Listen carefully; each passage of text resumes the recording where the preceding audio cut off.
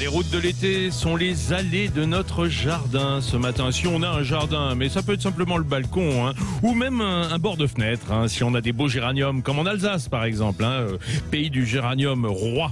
Alors mes amis, nous sommes ce matin pour cette question d'été. Nous nous posons la question avec nos jardiniers. Nous posons la question de savoir comment préparer nos plantes à notre absence. Hein, comment, avant les vacances, préparer les plantes.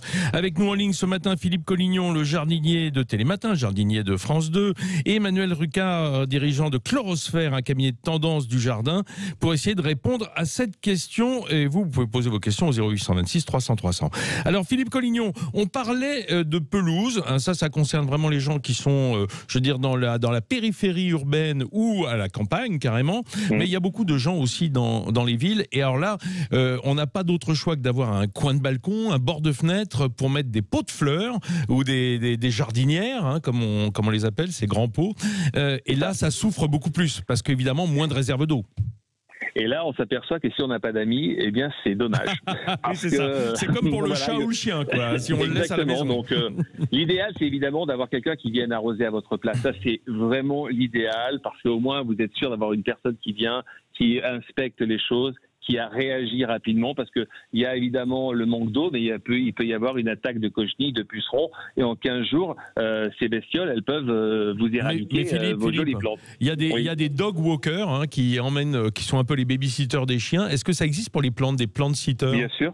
Bien sûr, et ça existe. Vous savez, les gens qui font du travail à la personne, au service, vous savez, et qui sont auto-entrepreneurs. Ouais. Aujourd'hui, il y a énormément. Il y a, par exemple, un site qui s'appelle Bricoco. Sur ce site, vous trouvez pas mal de jardiniers et de bricoleurs, dont des jardiniers qui peuvent venir évidemment arroser vos plantes. Alors, en même temps, excusez-moi, mais ils jettent comme ça un coup d'œil à la maison, savoir si tout va bien, parce que si on a une maison un peu isolée, ils ouvrent les volets, ils les ferment. Donc ça c'est vraiment ils mettent de la vie. Ils mettent de la vie parce qu'une maison, ça doit vivre, effectivement. Alors, si on n'a personne, il y a plusieurs astuces. Mettre, vous savez, si on a des baignoires pour bébés en plastique ou des grands récipients, on prend nos pots, on les met au fond de cette baignoire, on les met à l'ombre, jamais en plein soleil pendant qu'on part. Toutes les plantes au soleil, on les met au nord, on les met à l'ombre et on remplit une petite nappe d'eau de 5 à 10 cm pour alimenter tout ça. Ou alors, au pire, si on a une salle de... Quitte à ce que ce soit dans sa salle de bain, même à l'ombre, enfin même s'il n'y a pas de fenêtre. Il faut qu'elle soit bien sûr lumineuse, il faut qu'il y ait une entrée de lumière naturelle. Mais beaucoup de gens mettent ça dans leur baignoire. Effectivement, c'est une très bonne idée de mettre vos plantes dans la baignoire. Attention, les pots rayent l'émail, hein, donc ou le plastique. Donc faites attention avec les pots dans les baignoires. Ça, c'est la première chose. Deuxième chose, il existe des petites tétines en plastique à visser sur des bouteilles en plastique classiques. Vous remplissez cette bouteille d'eau et puis vous avez une sorte de goutte à goutte qui vient arroser vos plantes régulièrement. Donc ça coûte quelques euros. Vous voulez dire qu'on renverse la bouteille avec la tétine, la tête en bas? Exactement. Et puis vous avez un petit goutte à goutte que vous pouvez régler avec une petite molette. Là, ça marche pas mal. On va pas partir 3 semaines en vacances avec ce système, évidemment. Ça, c'est une semaine. Voilà. Ça marche. D'accord. On arrose bien avant, on met ses tétines, et puis voilà. Mais Philippe, est-ce qu'on peut pas simplement faire des trous dans le bouchon d'une bouteille d'eau qu'on a remplie d'eau du robinet? Oui, effectivement, on peut le faire. Après, il faut vraiment gérer l'écoulement. C'est-à-dire qu'il faut une semaine avant de partir, voir si le débit est bon ou pas. Donc on commence par une petite épingle, et puis on augmente le diamètre selon le besoin de la plante. Il y a des plantes qui ont plus de besoin en eau que d'autres, évidemment. Exactement. Soit si on a la chance d'avoir une sorte d'arrivée d'eau sur le balcon, on peut y mettre un petit goutte à goutte avec un petit programmateur, et ça c'est l'idéal. Et ça c'est l'idéal parce qu'aujourd'hui ça coûte pas cher, on trouve ça en jardinerie. Il n'y a pas besoin d'une technologie et de notices sur 25 pages pour savoir faire marcher ça. Mais ça, donc, si on veut de la technologie, on a Manuel avec nous, hein. Il doit avoir des idées. C'est très intuitif aujourd'hui, c'est très intuitif. Parce que le e-jardinage, ça a beaucoup progressé, tant du point de vue des applications que du matériel. Manuel, est-ce qu'on a recours, je veux dire, soit à des applications qui vont nous renseigner, moi je sais pas, sur la température qu'il fera chez vous, ça on s'en doute, hein, c'est la météo, mais peut-être l'hygrométrie, ou même gérer par domotique son débit d'eau à l'intérieur de sa maison? Alors c'est exactement ça. En fait, aujourd'hui, on va avoir des programmateurs ou des objets connectés, donc la domotique du jardin, avec des capteurs qui vont capter notamment assez simplement le cycle jour-nuit. D'accord. Et en fait, connecté avec un téléphone, ça arrive à positionner le jour de la semaine, la luminosité. Et en fait, le programmateur va s'adapter tout seul. C'est-à-dire qu'on n'a même pas à le programmer. En fait, avec les données en ligne, il va prendre les données de la météo et s'adapter en conséquence. Ah, à 100 km, 500 km, comme ça, on n'a même pas à s'occuper. On va dire que le robot fait ça pour vous, enfin votre téléphone portable, votre smartphone.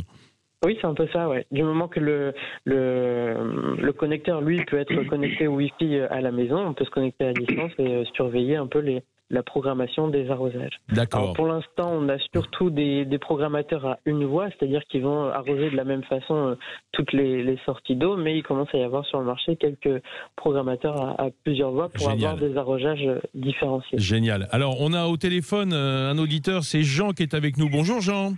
Oui, bonjour Vincent. D'où est-ce que vous appelez Jean? Longjumeau. Longjumeau, ah oui, alors c'est pas loin, c'est pas loin.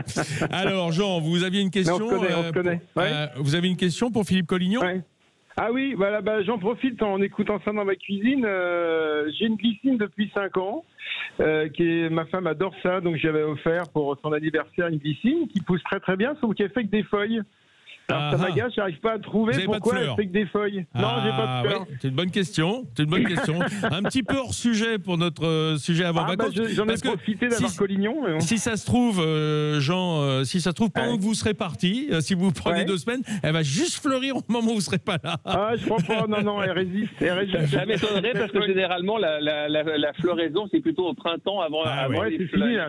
Donc, alors il y a Philippe, des variétés remontantes, bien sûr, qui vont fleurir, qui fleurissent actuellement, mais elles sont beaucoup moins. Déjà, est-ce que vous l'avez acheté en jardinerie? Enfin, vous l'avez acheté chez Truffaut. D'accord. Pour pas citer. Donc voilà. Il y avait des fleurs quand je l'ai acheté. Oui, c'est ça. Vous l'avez planté au sud, au soleil? Oui, je l'ai planté. J'ai un grand puits de 13 mètres, un puits avec de l'eau, bien sûr, et donc il est collé au puits et il court autour du puits. D'accord, donc mais c'est au soleil, c'est ensoleillé, c'est-à-dire c'est plein. Oui, c'est ensoleillé, absolument, c'est ensoleillé. D'accord.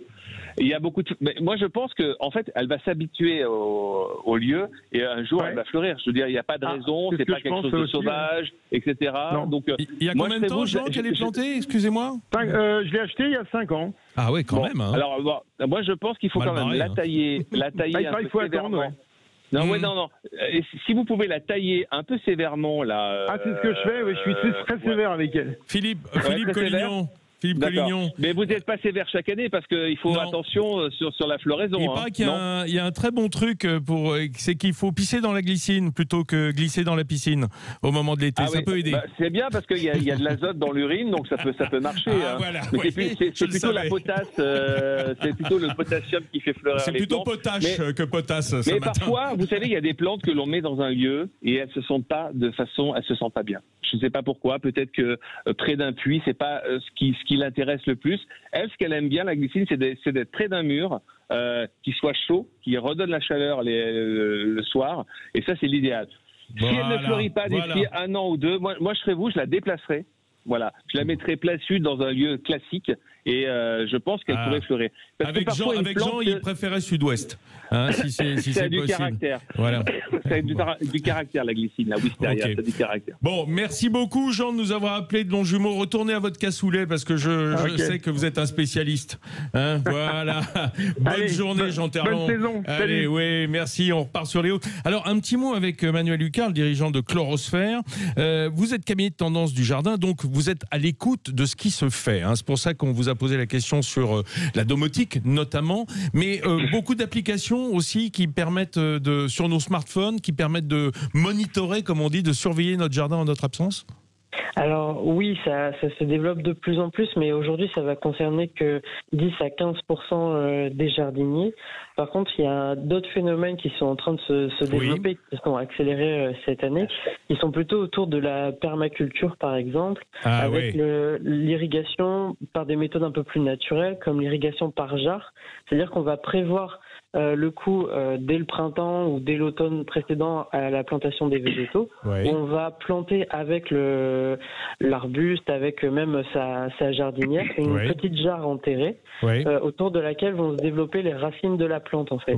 Et on arrose dans la jarre et elle va restituer l'eau très progressivement tout au long de l'été, enfin au fil des semaines, de manière plus ponctuelle. Un peu comme le ferait un terrain où il y a du calcaire, par exemple, hein, qui peut réguler l'hygrométrie souterraine. Exactement. Et on retourne à ces méthodes un peu plus ancestrales et qui ont fait leurs preuves et qui fonctionnent assez bien aujourd'hui. Quand on voit que les étés sont de plus en plus chauds et secs, les jardiniers aujourd'hui essaient de trouver des solutions. Merci beaucoup Manuel Rucard. Je le rappelle, Chlorosphère, hein, et on pourra évidemment tester soi-même ces préceptes, hein, et notamment de la permaculture. Pour vous quitter, Philippe Collignon, un mot, si je comprends bien, en fait, pour vraiment s'occuper de son jardin en son absence, il faut le prévoir au moment où on plante, hein. C'est-à-dire, comme le disait Manuel, on a encore 30 secondes, un petit commentaire là-dessus. Vite fait, prenez des plantes locales, ne mettez pas de trop d'exotiques. L'exotique, il y aura toujours des problèmes. Donc, allez voir chez vos voisins ce qu'ils ont planté, ce qui tient, ce qui marche bien. Ça, c'est pas bête. Deuxièmement, paillez au maximum votre jardin. On n'en a pas parlé quand on a un jardin. Avec du mulch ou de la paille. Voilà, du mulching, ou des déchets de tonte, ce que vous voulez. Et pailler, ça économise l'eau, ça évite les adventices de pousser, ça vous facilite la vie au jardin. Il faut être fainéant, je le rappelle, au jardin. Donc ça, c'est les deux choses. Et choisissez donc les plantes locales. Et puis, n'arrosez pas, parce que la plante locale, généralement, on l'arrose pas vraiment, d'accord? Donc voilà, vous mettez avec son biotope, voilà. Exactement. Et puis il y a un changement climatique. Alors évidemment, on commence à planter des oliviers dans le nord de la France, des figuiers, tout marche bien, donc il y a aucun problème. Mais parfois, trop d'exotique tue l'exotique, voilà. Ah ben voilà, il faut pas aller plus vite que le réchauffement climatique, si j'ai bien compris. Merci Philippe Collignon d'avoir été avec nous ce matin.